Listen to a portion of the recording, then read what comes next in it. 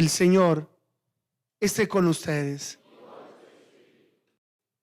Les anuncio el Santo Evangelio de nuestro Señor Jesucristo según San Lucas.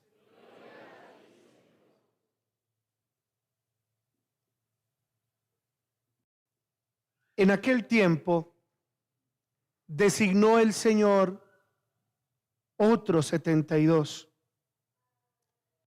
y los mandó por delante de 2 en 2 a todos los pueblos y lugares a donde pensaba ir él.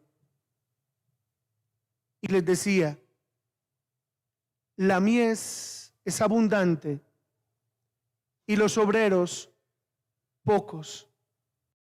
Rogad pues al dueño de la mies que mande obreros a su mies. Poneos en camino.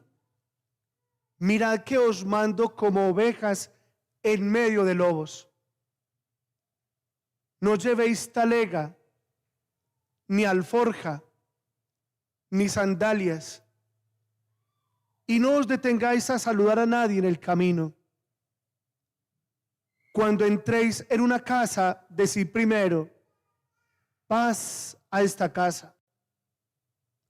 Y si hay gente de paz, descansará sobre ellos vuestra paz. Si no, volverá a ustedes. Quedaos en la misma casa, comed y bebed lo que tengan, porque el obrero merece su salario. No anden cambiando de casa. Si entran en un pueblo y os reciben bien, comed lo que os pongan. Curad a los enfermos y decid: está cerca de vosotros el reino de Dios.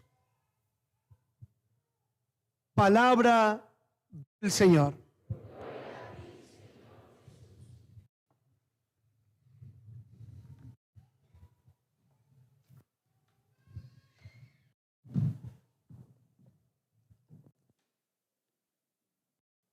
Nos hemos reunido en esta tarde, en este lugar emblemático para nuestro departamento de Antioquia, como es la central mayorista de Antioquia, el primer centro de abastecimiento de frutas, verduras, hortalizas, granos y abarrotes de Medellín y de Antioquia. En este congreso, el despertar de Colombia, y celebrar la Santa Eucaristía, y en ella ofrecerle al Señor todo este proyecto, todos los candidatos que han sido elegidos por el Señor para servir a su pueblo. Hoy, 18 de octubre, la iglesia celebra el evangelista San Lucas. Y nada es coincidencia. Todo lo tiene muy bien planeado el Señor. Ha elegido para este congreso, este día, en la fiesta de San Lucas, con estas lecturas y de manera especial con este evangelio. San Lucas, compañero de San Pablo en muchos de sus viajes misioneros, era de profesión médico, pero el Señor le cambió la misión, o mejor, le llamó a otra misión, de médico a evangelista.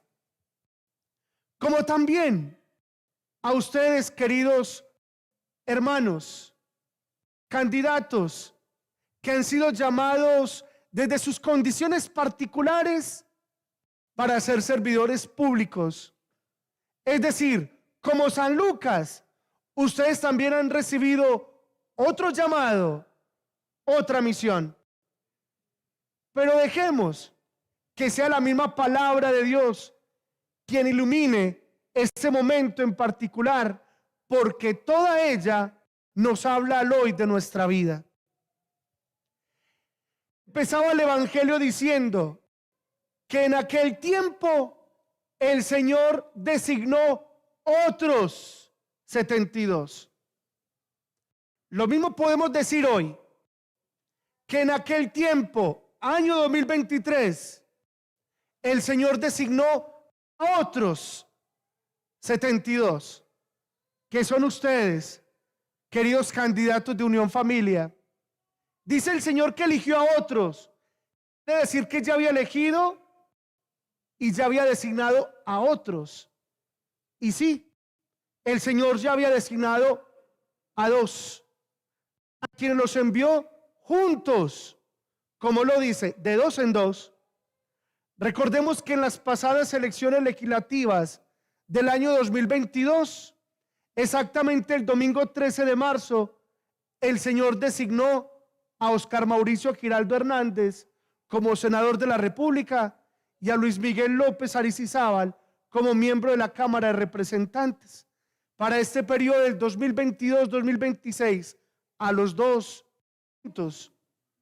Pues bien, ahora el Señor ha elegido a otros, ya no 72, sino alrededor de 145 candidatos de Unión Familia, que a lo largo y ancho de nuestro hermoso país quieren servir de verdad a Colombia, porque este es el despertar de Colombia.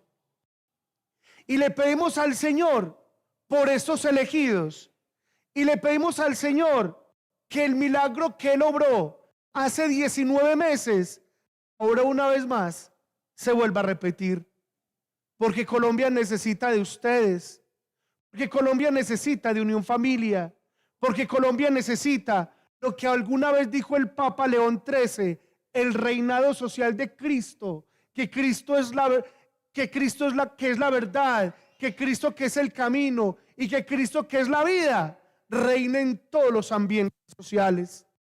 Por tanto, cada uno de ustedes, queridos candidatos, han recibido ese llamado a servir y ustedes hacen parte de esos 72 que antes sirvieron en lo particular que el Señor les había llamado, en una familia, en un hogar, como comerciantes, o quizás dictando un retiro espiritual, o quizás en un apostolado, o quizás en una obra social donde ayudaron a los más pobres y necesitados, que antes sirvieron orientando y ayudando a los matrimonios en dificultad, que antes cruzaron fronteras llevando el evangelio a todas partes del mundo, pero ahora son llamados a servir desde la vida pública.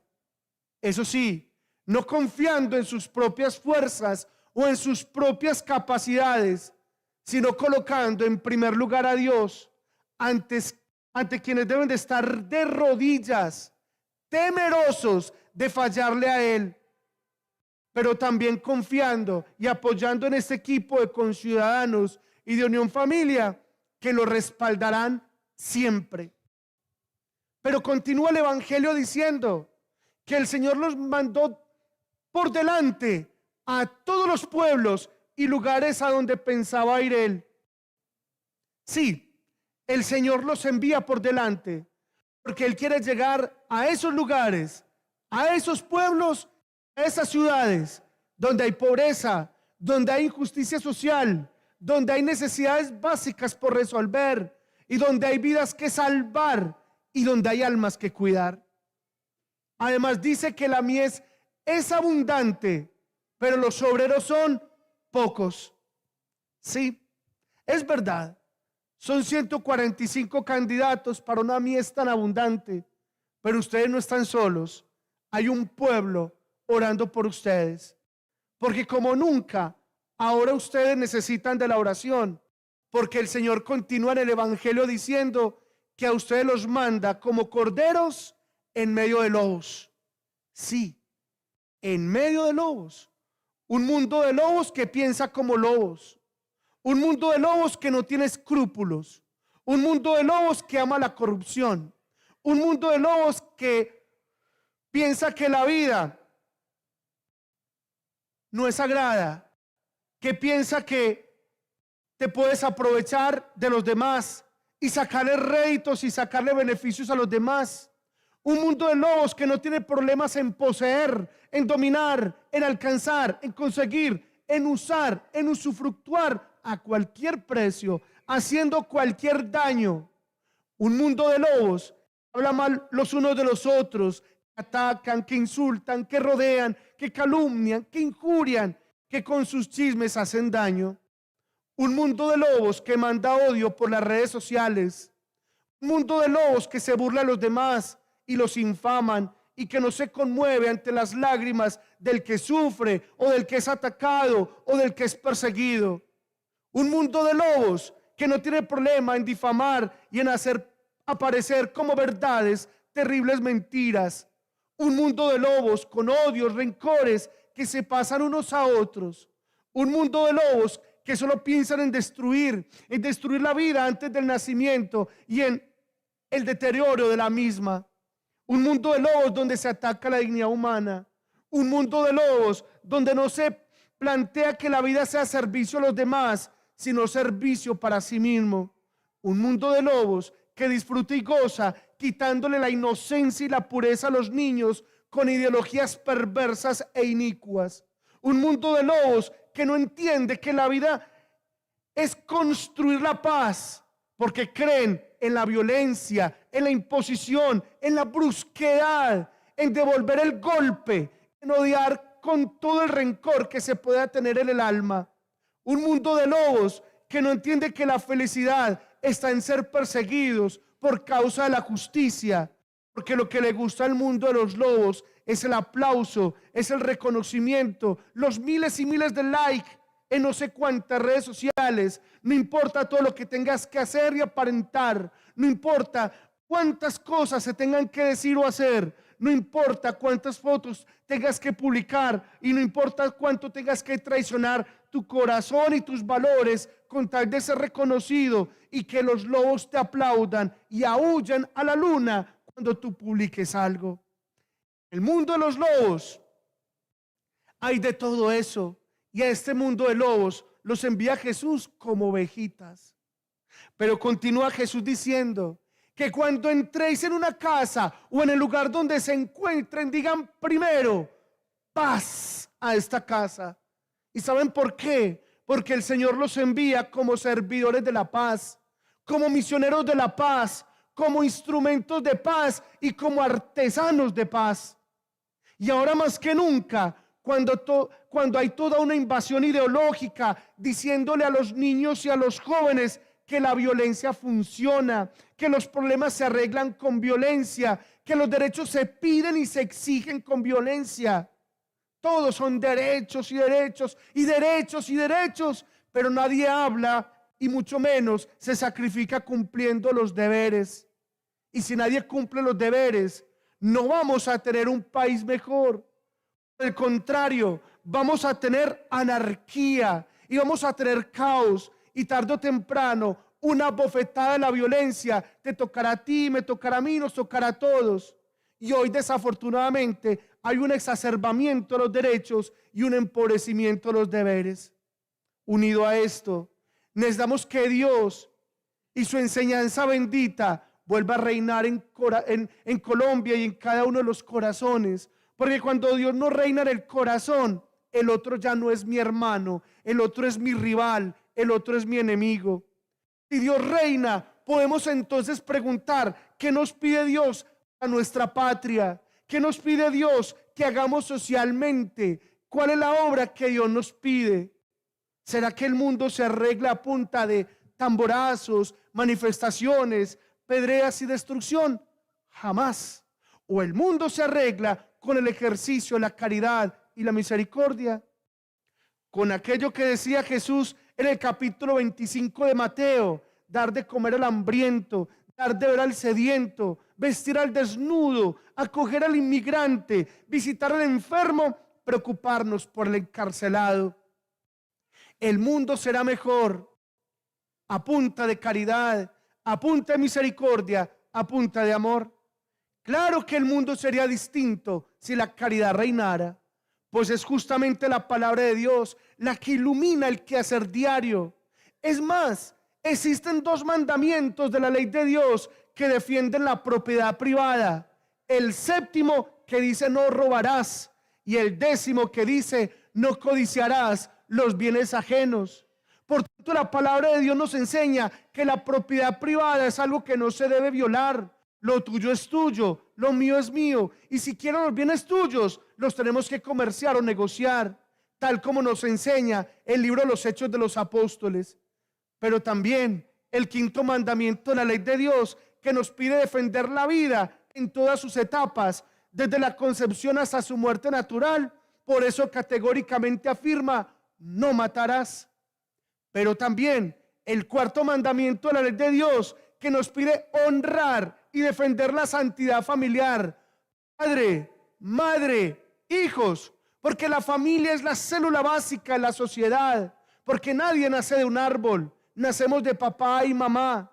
Y un padre de familia que ama a sus hijos estaría dispuesto a dar la vida por ellos. Y unos hijos que aman a sus padres también estarían dispuestos a dar la vida por ellos. Pues bien, es justamente la propiedad privada, la vida y la familia quienes permanentemente están siendo amenazadas por las ideologías y pensamientos contrarios al Evangelio. Por eso necesitamos que Dios vuelva a reinar y que su palabra y sus mandamientos sean el faro que ilumine hacia dónde debemos ir y hacia dónde debemos de marchar. Pero también, como dice el final de este Evangelio, queridos hermanos, entren a los pueblos, coman lo que les ofrezcan, curen de manera especial a los enfermos. Sí, a los enfermos desesperanzados, a los enfermos desilusionados, a los enfermos decepcionados, a los enfermos pesimistas. Lleven esperanza a un país que está roto por dentro. ¡Qué maravilla! ¡Qué privilegio poder servir a Dios y a los hermanos! Justamente el servicio nos recuerda que no nacimos para nosotros mismos, sino que nacimos para los demás, y que mientras haya, aunque sea una sola persona que necesite un consuelo, una palabra, una respuesta, un abrazo, una entrega, una sonrisa, nuestra vida tiene sentido y vale la pena que estemos acá.